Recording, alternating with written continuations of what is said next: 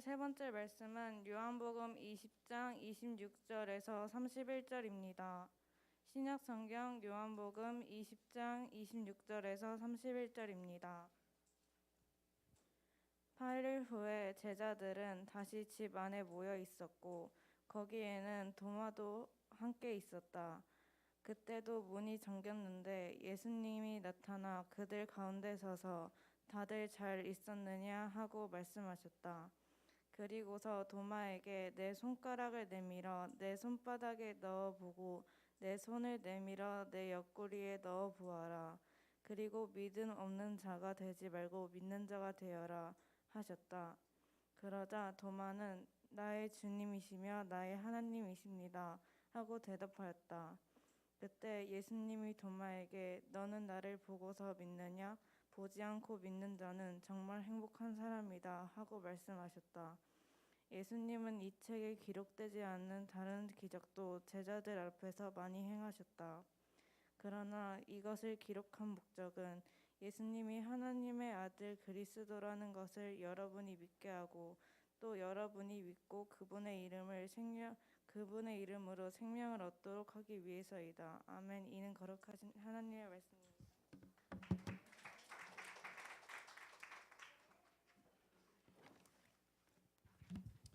감사합니다. 네. 오늘은 부활주일입니다. 네. 예수님께서 살아나셨습니다. 네. 우리 옆 사람과 함께 예수님께서 부활하셨습니다. 할렐루야 한번 해볼까요? 수화로. 네. 자, 예수님께서 부활하셨습니다. 할렐루야. 예, 그렇죠. 네. 네. 자, 제가 부활절 하면은 기억나는 사건이 있습니다. 왜냐면 전에 있었던 교회에서 탁 올라가자마자 종을 땡 치고 예수님께서 부활하셨습니다 이걸 하라는데 사람이 엄청 많았거든요. 예, 쉽지 않은 거예요. 예, 근데 부활절 그치, 우리가 어떤 선언 또 우리 우리의 중요한 절기라는 걸 한번 기억하는 것도 중요하겠다라는 생각들을 제가 매년 하게 됩니다. 네. 자, 오늘은 부활주일인데요. 네, 기독교의 가장 큰 절기 중에 하나인 부활주일에 여러분들은 나오셨습니다. 환영하고 축복합니다. 오늘도 주님의 은혜가 있기를 소망합니다. 우리가 지난 한 주에 우리 공동체는 고난 주간을 지내면서 또 부활주일을 준비하면서 더 특별한 시간들을 가졌었습니다. 그렇죠? 네. 매일 본 분들은 좀 많이 더 친해진 것 같고, 매일 못 봐였어도 항상 친하죠, 우리는. 네. 자, 온라인으로 진행하던 우리가 아침 묵상을 오프라인으로 또 같은 시간에 함께 특별한 저녁으로 예배를 드렸고요. 또 마가복음 10번 읽기 하면서 예수님의 가르침과 삶을 다시 한번 좀 우리가 되짚어보는 시간들을 가졌습니다. 또 아이들도 마가복음 암송을 하면서 열심히 따라와 주어서 못 따라올 것 같았던 혹은 안 따라올 것 같았던 아이들이 열심히 따라오는 걸 보면서 제가 깜짝 놀랐습니다. 이번에는 현용이랑 선용이가 처음부터 끝까지 계속 1번으로 누가 1번으로 올리냐 영상 싸움을 왜냐하면 쉽지 않더라고요. 근데 진짜 열심히 하는 거 보면서 야, 우리 또 현영이랑 선영이가 또 열심히 하면 또 하긴 하는구나 이 생각을 제가 했습니다. 네, 듣고 있지? 네. 자, 그리고 모두들 수고하셨고 감사하고요. 이번 고난 주간을 통해서 우리의 믿음이 한층 더 깊어졌음을 믿어 의심치 않습니다. 이렇게 한 해 한 해 쌓아 나가는 거거든요. 그러다 보면은 언젠가는 아주 튼튼한 믿음으로 되어져 있는 것을 발견하시게 될 겁니다. 저는 개인적으로 이번에는 저녁 기도회를 하면서 같은 공간에서 함께 부르짖는 게 중요하다 또 힘이 있다라는 생각을 다시 한번 하게 되었습니다. 물론 혼자 기도할 수 있지만 아무래도 혼자 기도하는 것이 익숙치 않은 사람들 또 스스로 시간을 내거나 스스로 무언가를 결정하기 어려운 사람들에게는 이러한 방법이 도움이 되겠다는 생각을 했습니다. 여러 가지를 생각하고 신경 쓰는 한 주간이셨을 텐데요. 우리가 매년 절기를 맞이할 때마다 그 절기마다 기회가 되어서 공동체가 전체가 한 단계씩 성장하기를 기도하겠습니다. 오늘 우리가 함께 나눌 말씀의 제목은요, 나의 주, 나의 하나님입니다. 오늘 우리가 읽은 성경 요한복음 20장에서는요, 예수님께서 살아나셨습니다. 그리고 예수님의 빈 무덤을 보았던 제자들이 모였습니다. 그리고 안식일 다음 날 모였는데요, 예수님이 돌아가신 다다음 날, 그러니까 오늘로 말하면 주일인 거죠. 우리가 지금 날짜를 계속 짚어보고 있잖아요. 목요일에는 세족식을 했고, 금요일에 십자가에 돌아가셨고, 토요일에는 예수님이 무덤에 계셨고, 주일 새벽에 예수님께서 부활하셨던 거죠. 주일날 그리고 안식일 다음 날, 그러니까 오늘 모인 사람들은 주일을 보내고 예수님이 살아나셨다는 소식을 조금 이제 듣기 시작하는데, 그 다음 날 내일 월요일에 모인 사람들의 이야기입니다. 유대인들이 또 잡아갈까 봐 무서워서 제자들이 모였습니다. 문을 꽁꽁 닫고 딱 모였습니다. 근데 문을 꽉 닫았거든요. 아무도 모르게 비밀리에 모였고, 근데 그 자리에 예수님께서 나타나셨습니다. 21절인데요. 우리 한번 같이 읽어볼까요?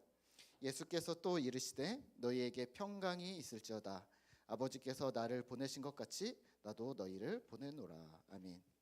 예수님께서 하셨던 여기서 평강이 있을지어다 라는 말은 아까 우리가 은채가 읽었던 것처럼 너희들은 잘 있었느냐라는 유대인들의 평범한 인사였습니다. 우리말로 하면 안녕? 잘 지냈어? 이런 느낌인데요. 예수님께서 아무 일 없다는 듯이 갑자기 제자들에게 나타나서 인사를 하시는 거죠. 그리고서 이러는 거죠. 상처난 손 그리고 옆구리를 보여주십니다. 이런 건 안녕 잘 지냈어? 나야 예수님이야. 엊그저께 죽었잖아. 자 손 봐. 옆구리를 봐. 이러시는 거죠. 제자들이 얼마나 깜짝 놀랐을까요? 근데 진짜 눈앞에 예수님이 눈앞에 계시니까 여기서 의심을 하거나 무슨 생각을 할 게 없죠. 와 예수님이다. 어떻게 오셨지? 어떻게 살아났지?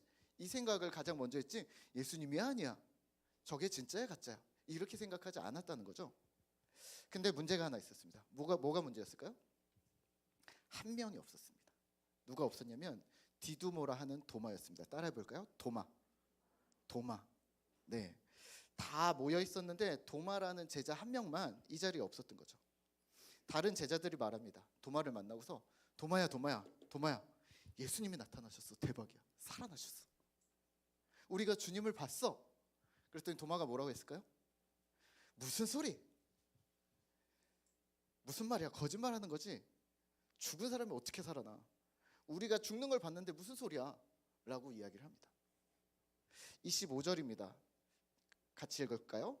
다른 제자들이 그에게 이르되 우리가 주를 보았노라 하니 도마가 이르되 내가 그의 손에 못자국을 보며 내 손가락을 그 못자국에 넣으며 내 손을 그 옆구리에 넣어보지 않고는 믿지 아니하겠노라 하니라. 아멘. 도마가 강하게 얘기합니다. 뭐라고 얘기하냐면 내가 그 손바닥에 못자국 난 손의 상처를 눈으로 보고 내 손가락을 그 못자국에 넣어보고 그리고 내 손가락을 옆구리에 넣어보지 않으면 나는 믿을 수 없어. 나는 그렇게 해보지 않으면 나는 절대로 너희들의 말을 믿지 않을 거야.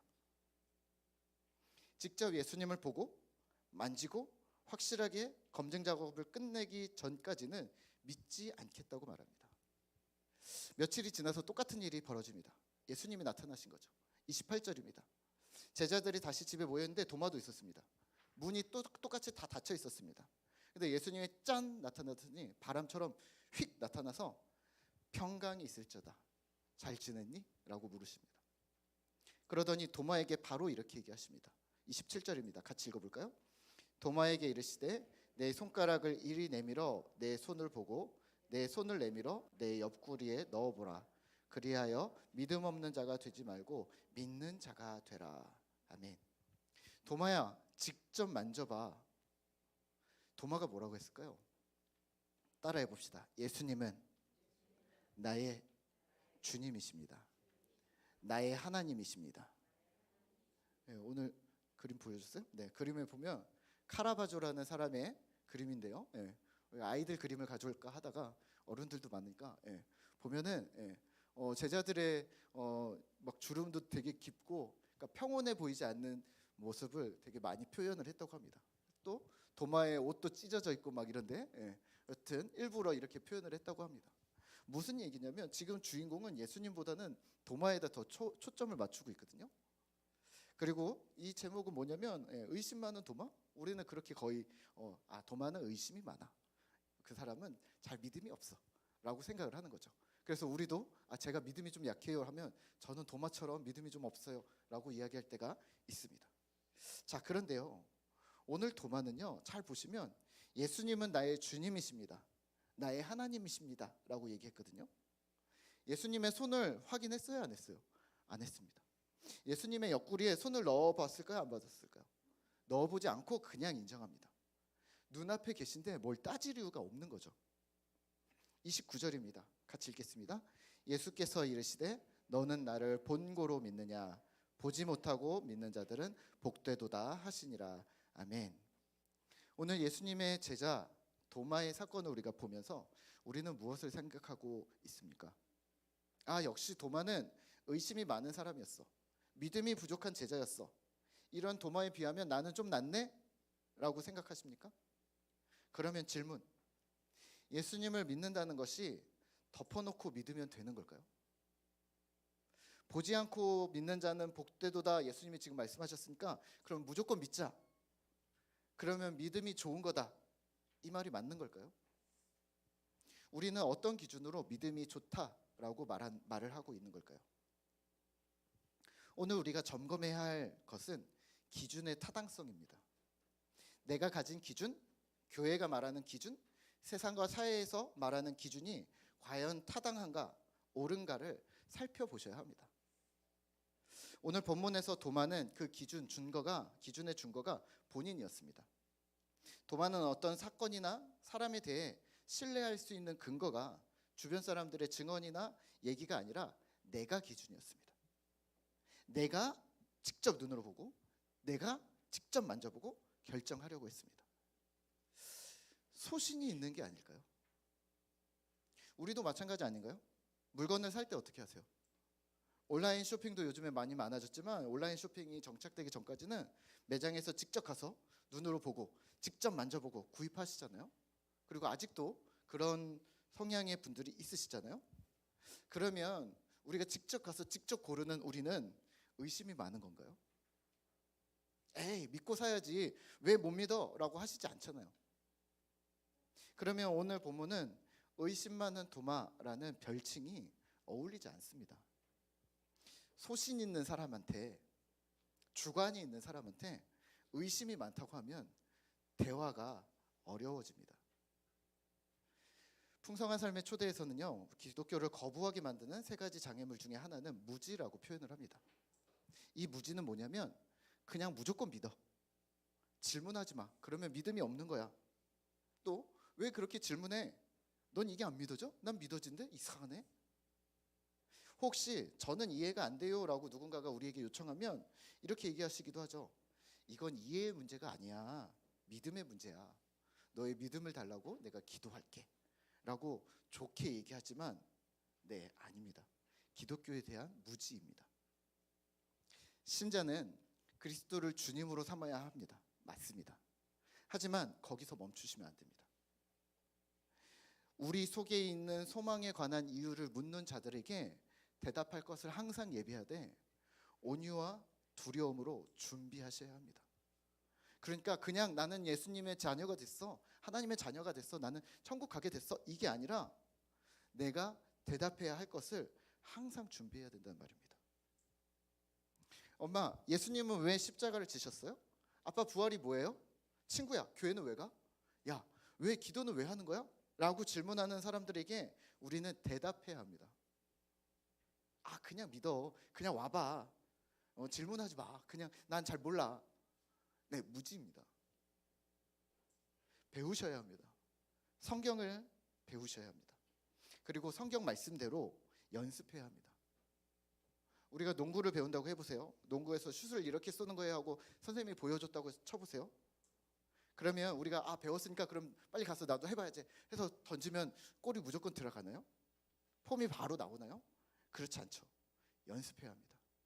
연습을 많이 하고 그래야 본 경기에서 골을 넣을 수 있겠죠. 믿음과 성경도 여기까지 가야 합니다. 나 구원받았어. 천국 끝났네. 마스터 끝. 이제 교회는 더 볼 거 없어. 필요할 때만 가서 기도하면 돼. 이게 아니라는 말입니다. 실제 살아내는 실천까지, 성경대로 살아가는 실천까지 가야 합니다. 이게 하나님 나라입니다. 그렇다면 오늘을 살아가는 우리의 판단 기준, 판단의 준거는 매우 중요합니다. 어떻게 사는 게 믿음으로 사는 건가? 바른 믿음은 무엇인가? 이런 질문 앞에서 여러분들은 어떤 기준을 가지고 계신가요? 나는 오늘 예수 부활 사건을 인정하지 못했던 도마를 차용해 본다면 이렇게 단순화할 수 있습니다. 나는 경험이 먼저인가? 신뢰가 먼저인가? 여러분들은 어떠세요? 나는 경험이 먼저다. 신뢰가 먼저다. 경험이 먼저인 분 손 들어보세요. 신뢰가 먼저인 분 손 들어보세요. 질문 드릴게요. 혹시 나는 시장에 가서 물건을 직접 고르는 게 마음이 편하다. 손 들어보세요. 네. 아 그래요. 예상의 범위를 넘어서지 못해요. 네. 자, 나는 그 가게 사장님 또는 그 온라인 사이트를 믿기 때문에 그냥 믿고 주문한다. 알아서 잘 보내줄 거다. 그런 분 손 들어보세요. 네. 깜짝인데요, 이인섭 씨는. 예상 바뀐데요. 네. 자, 다양하잖아요. 예. 여기서 그럼 어떻게 하는 게 잘 사는 방법일까요? 어떤 게 옳은 방법일까요? 네, 둘 다 하셔야 합니다. 당연히 둘 다 병행해야죠. 이거 하나만 오라라고 가는 거는 아닌 거죠. 기독교도 믿음도 마찬가지입니다. 풍삼초에서는요, 기독교로 들어오는 세 가지 문에 대해서 이야기를 합니다. 첫 번째는 기독교를 문화로 접하는 건데요. 우리 아이들처럼 지금 어릴 때부터 교회 문화에서 자라서 성경과 교회가 또 예배가 익숙해지는 것이죠. 여기서 믿음이 심기어질 가능성이 높습니다. 두 번째는 탐구입니다. 진리가 무엇인가? 참된 삶이 무엇인가? 말씀을 듣고 성경을 공부하고 또 성경 교사를 만나서 도움을 얻어 기독교를 이해하는 것입니다. 여기에서는요, 깨달음을 얻을 때마다 생각이 바뀌고 믿음이 생기겠죠.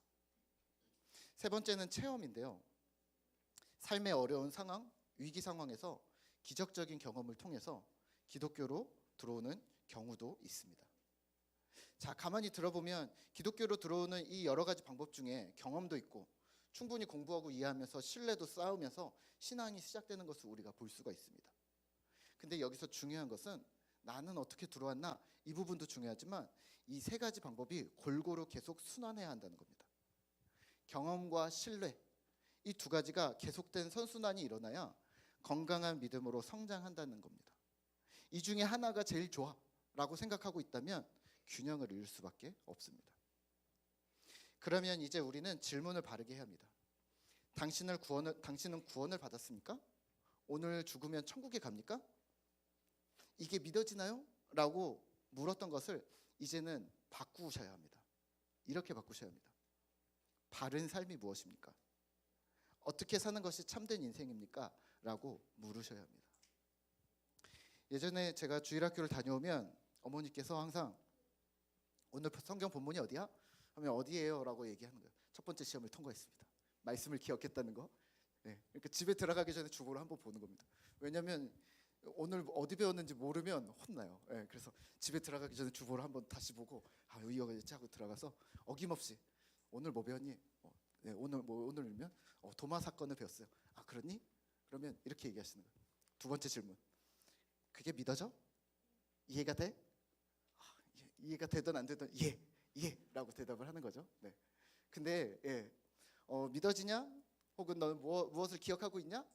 그래서 구원을 받았구나 하고 어머니는 확신을 하셨겠죠. 안심을 하셨겠죠. 그런데요, 우리의 질문이 바뀌어져야 한다는 거죠. 만약에 거기서 이렇게 물으셨다면요. 바른 삶은 뭐야? 그래서 어떻게 사는 것이 참된 인생이야? 네가 믿음을 가지고 있는데 예수 믿는 사람으로서 참된 인생은 무엇이야? 라고 질문하셨으면 대답하기 어려웠겠지만 많은 생각을 또 하게 됐겠죠. 왜 그렇게 질문을 바꿔야 될까요? 예수님께서 대신 주신 삶이라면, 지난주 우리가 십자가를 묵상하면서 오늘 부활주의를 지나면서 예수님께서 대신 주신 삶이라면, 우리가 보너스로 얻은 삶이 지금의 인생이라면 의미 있게 살아야 하지 않을까요? 저는 수화를 오랫동안 가르치고 있는데요. 한 10여 년 전에 제가 한 30대 중반에 50대 중반에 어떤 여자분이 수화를 배우러 오신 거예요. 보니까 집도 좀 사는 것 같고 부족한 것도 없어 보이고 애들도 다 키웠고 그렇게 막 열성적으로 뭔가를 배우려는 마음이 있어 보이지는 않는데 수화를 배우시겠다고 오셨어요. 그래서 물어봤어요. 도대체 수화를 저한테 배우면 거의 고급 과정이거든요. 도대체 수화를 왜 여기까지 와서 배우시려고 하는 거예요? 라고 질문했더니 이러시는 거예요. 선생님, 제가 몇 년 전에 큰 병에 걸려서 죽을 뻔하다가 죽음까지 갔다가 살아났어요. 그 후에 제가 곰곰이 생각해 보니까 내가 남은 인생을 이제 보너스로 받았는데 어떤 게 가치 있는 삶일까? 후회 없는 삶이 무엇일까?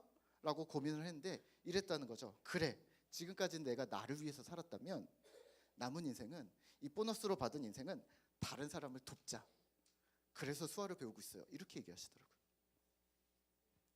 하나님을 모르는 비신자들도 이렇게 생각을 하는데 신자된 우리의 삶의 기준, 준거는 어떻습니까? 너무 낮은 게 아닐까요? 추천드리기는 성경이 당신의 삶의 기준이 되시기를 바랍니다. 왜냐하면 참된 인생, 진실되고 가치 있는 인생으로 살아가는 방법을 성경이 가르치고 있기 때문입니다. 성경에 등장하는 수많은 인물들, 사건들, 이렇게 이야기합니다. 위기의 상황에서 신자는 어떻게 살았는가, 또 태평성대에는 어떤 믿음으로 살았는가를 가르칩니다.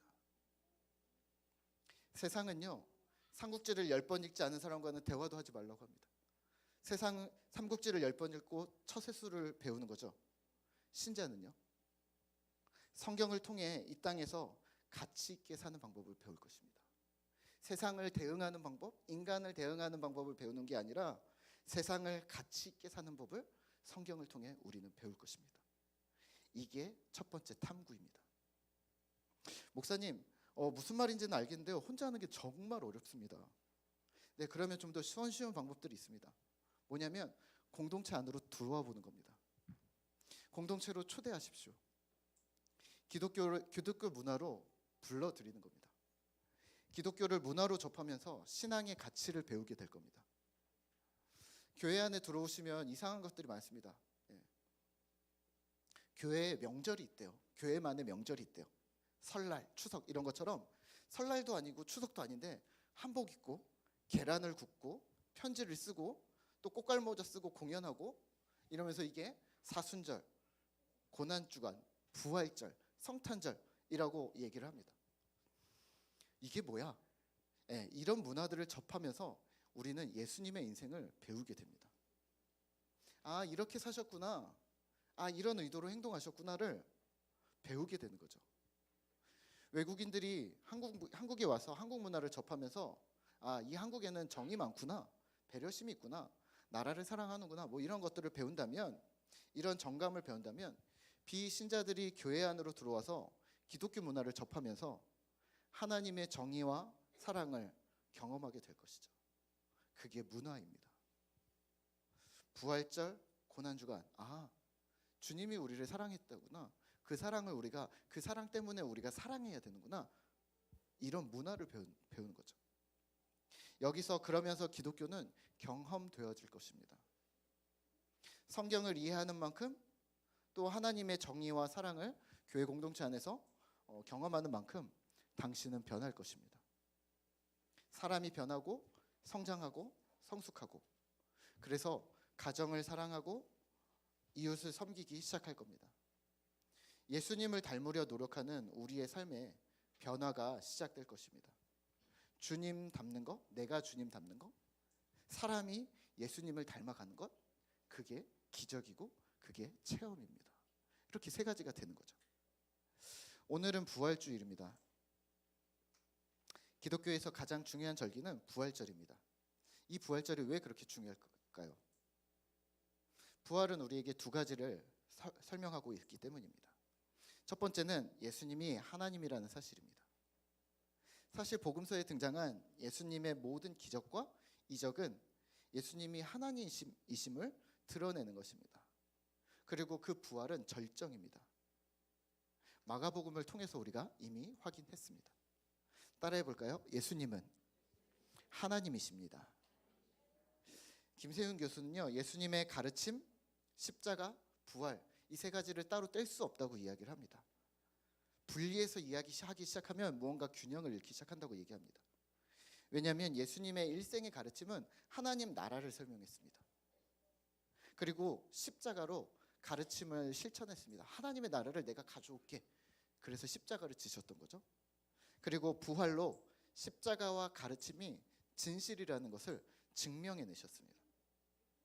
다시 말해 십자가는 인간을 향한 하나님의 엄청난 사랑이었고, 부활하신 예수님은 자신의 말이 진리였다는 것, 또 하나님을 향한 하나님 본인이 맞았다는 것을 증명해내셨다는 것, 그리고 예수님께서 살아생전 가르치셨던 하나님 나라의 복음은 앞으로 우리가 지금 현재 이루어야 할 목표점이라는 것을 보여주셨다는 거죠.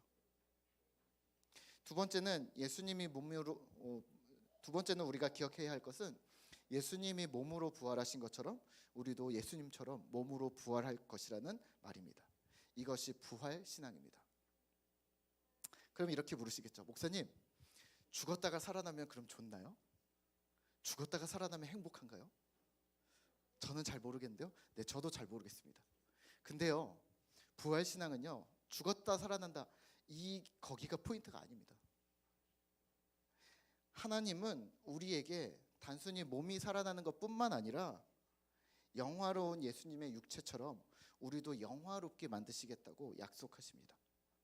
그 증거로 예수님이 직접 부활하셨던 거죠. 예수님께서 나를 봐, 내 손과 내 옆구리에 손을 넣어봐, 그리고 믿으라. 무엇을 믿으라는 걸까요? 내가 살아났고 너도 나처럼 될 거야. 하나님처럼 된다는 말입니다. 이게 대박인 거죠. 예수님이 단순히 나 지금 뭐 했어? 나 지금 살아났어. 만져봐. 이 이야기를 하고 계신 걸까요?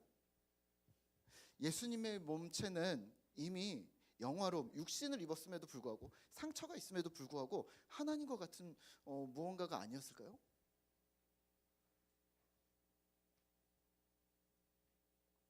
이게 왜 엄청난 일이냐면요, 부활은 현재가 끝이 아니라는 말입니다. 부활은 지금부터 영원까지, 내가 죽은 이후로 100년, 1000년까지도 생각한다는 말입니다. 물론 시간의 개념이 있을지 모르겠습니다만 그때까지도 생각한다는 말입니다. 말이 어렵나요? 다시 쉽게, 때문에 이 땅에 집착하지 않는다는 말입니다. 영원을 사는데 지금 뭐? 영원을 살 건데 지금 그래서? 아니요, 영원을 산다니까요. 100년, 1000년, 만년을 산다니까요. 영원히 산다는 말로 이렇게 이해를 해보시는 겁니다. 이 땅에 집착하지 않는다는 말입니다. 부활 신앙은 더 가지려고 싸우지 않는다는 말입니다. 나 하나 일신의 즐거움을 위해서 살지 않는다는 말입니다. 나 개인의 행복을 위해서 누군가를 착취하거나 끌어내리거나 외면하지 않는다는 말입니다. 주님의 평화를 갈망한다는 말입니다. 주님의 평화를 온 세상에 사모한다는 말입니다. 그러면 오늘 우리는 무엇을 기억해야 할까요? 또 어떻게 살아야 할까요? 첫 번째, 하나님 사랑을 기억하십시오. 그 큰 사랑에 감사하다고 말씀하십시오. 당연한 일입니다. 두 번째는 가치 있는 삶에 대해서 고민하십시오. 어떻게 살 것인가? 그냥 이대로 살 것인가? 영원히 살 건데? 더 넓고 크게 보면서 영원한 삶을 사는 것처럼 살기를 소망합니다. 세 번째는 그럼 어떻게 살아야 되는데, 성경이 삶의 기준이 되게 하십시오. 내 머릿속에서 나오는 것이 한계가 있음을 인정하시죠. 이렇게 사는 게 멋진 삶이야, 이렇게 하는 게 값진 삶이야, 누가 이렇게 얘기를 했대. 네, 우리의 머리에서 나온 겁니다. 어떻게 살아야 할까요? 삶의 지혜는 내 지식, 내 경험, 어떤 철학자들의 경험이 아니라 성경에 있습니다. 순복하시고 죽게 나오시고 도마처럼 이렇게 고백하셨으면 좋겠습니다. 20장 28절인데요. 도마가 대답하여 이르되 당신은 나의 주님이시오 나의 하나님이십니다. 아멘. 이 시간에는 우리가 함께 내가 매일 해야 하는 말, 우리 함께 찬양하고 기도하도록 할까요?